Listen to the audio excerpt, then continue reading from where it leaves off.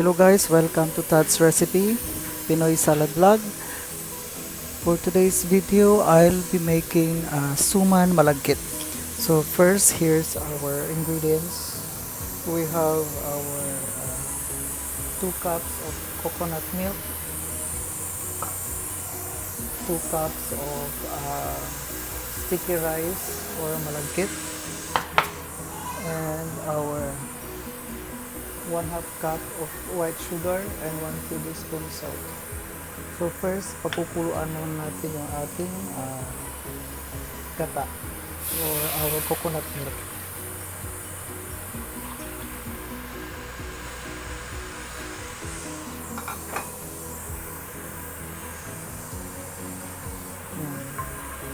So hinihintay lang po natin yung kumulo, and then we will add our sugar and our salt. So ayan po, kumukulo na po yung ating coconut milk. So we have also our banana leaves pambalot na ating suman malagkit. So I will add now our 1/2 cup sugar,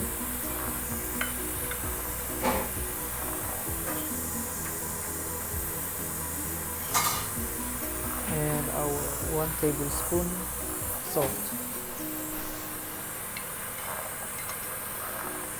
So hintayin na po natin mag-melt yung sugar, then we will add our malagkit or sticky rice.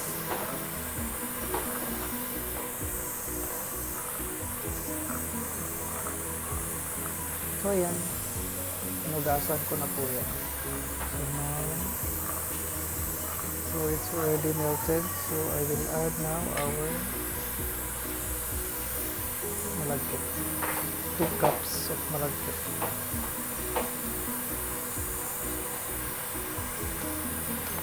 So we'll just continue mixing hanggang sa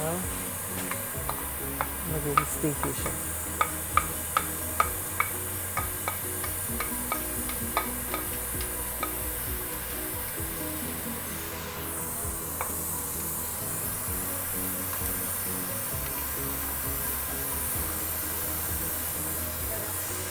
Try na po natin mag-sticky yung ating malagkit. So ayan guys, sticky na yung ating malagkit. So pwede na natin saunin. Ayan. So we will set aside this one guys hanggang sa lumamig, and then start na natin balutin sa ating banana leaves.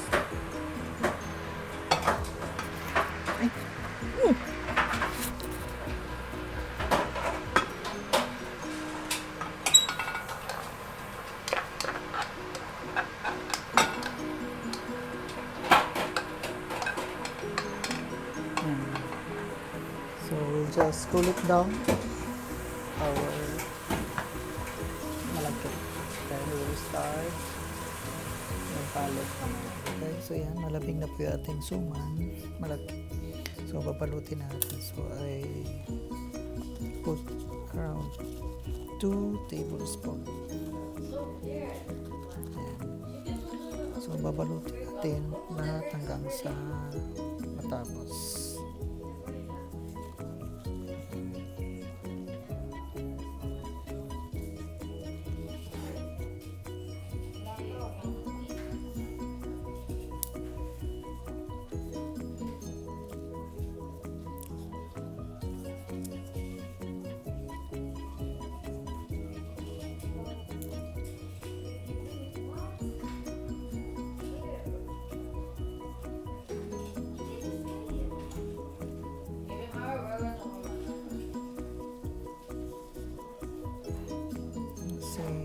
Side.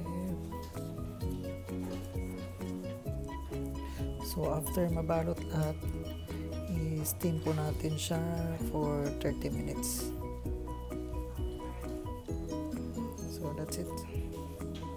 Our suman malagkit na guys. So we steam our suman for about 30 minutes.